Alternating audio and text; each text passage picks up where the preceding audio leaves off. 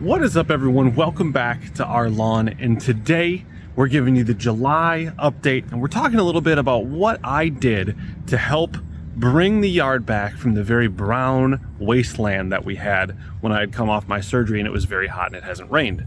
Well, it's still very hot and it still hasn't rained. So let's talk about what we've done and how you can use that to bring a largely brown, largely dead lawn back to something that looks nice.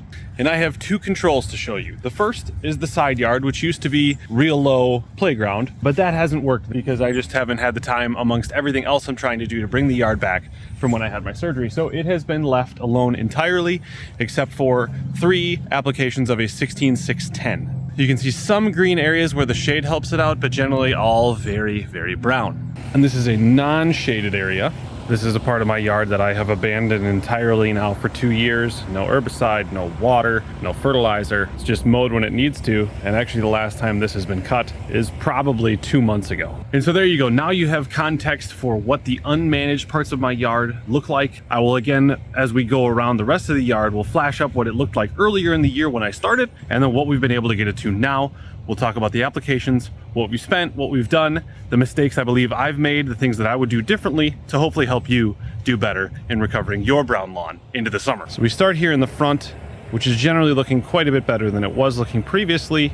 It is coming back, it's greened up, but there's areas like this right here, actually all along this crown, where there remains some dead leaf material that just won't go away. It'll start to look green, and then when the time comes to cut again, I cut away all the taller green grass around it and again expose that brown material. And so 2 things that I believe are mistakes that I've made that would have made my whole front yard green and it would all look wonderful without any of that brown haze and some spots. The first is not using PGR as I'm trying to recover a lawn. PGR, for those not familiar, plant growth regulator. We are slowing down the growth of the lawn, thus slowing down the green grass blades' ability to outcompete and outgrow the brown stuff and fill it all back in. The other mistake I think I made, and what I am experimenting with right behind me here, is I am doing a little height cut reset. So basically what I've done here is I have 4 little stripes from my push mower that I took down a notch. And so I'm hoping that since I take that down a little bit, I have cut those brown grass blades down below where we're going to cut going forward. So when that green stuff does grow up, it stays covering this little brown area. So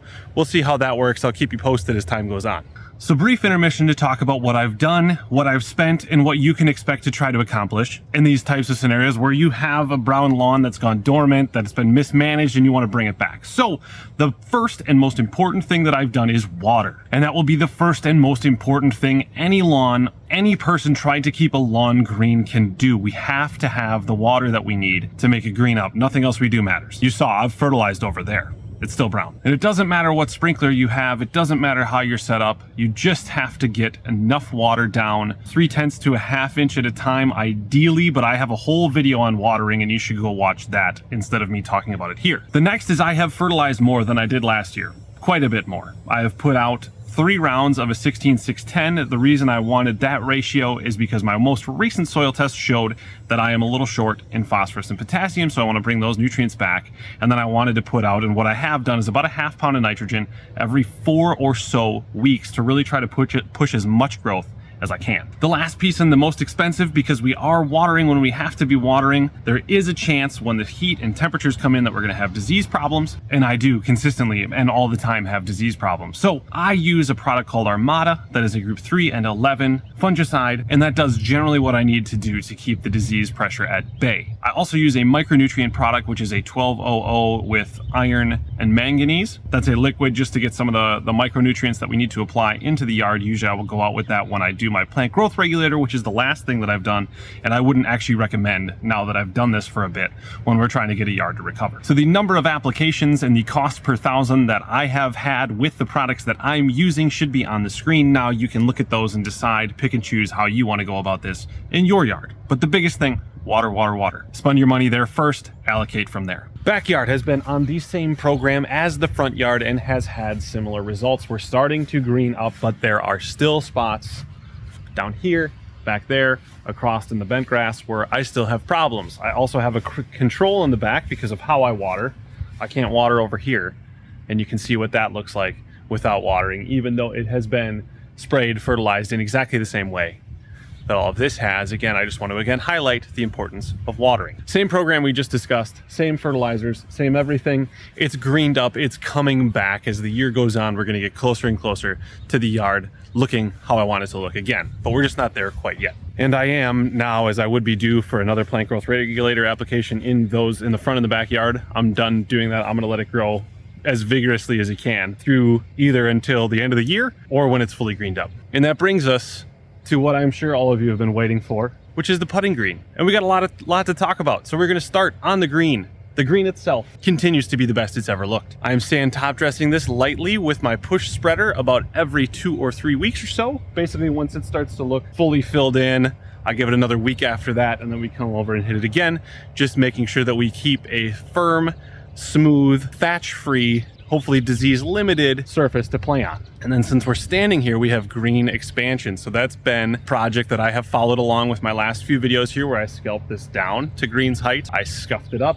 I seeded, I brought sand in, I top dressed it, we let it grow in, we watered, we let it grow in, we mowed. I brought it down to greens height, I buried it again, as you can see in the photo here. We watered it again, and now we're just waiting on what's there to fill in, and it will, because this used to look like that. So we're not worried about it. It will fill in eventually. It will look very nice. Again, from the beginning of the year, this was all very, very brown. It got long, it wasn't watered, it got scalped a bunch of times. It was not looking happy. It's now back and looking about as good as it ever has middle of the summer. And the fairway, other than being on a slightly different PGR schedule than the tall stuff, because we're on a shorter GDD window to apply more often, this has been on the exact same program as the rest of the yard. It's being watered exactly the same time frame. It's being fertilized exactly the same way. It's been disease prevention and plant growth regulator again exactly the same way. All of it exactly the same as the program that we talked about and mentioned in the beginning. It's just mowed a little bit differently because I keep this at 4/10 of an inch. Previous fairway expansions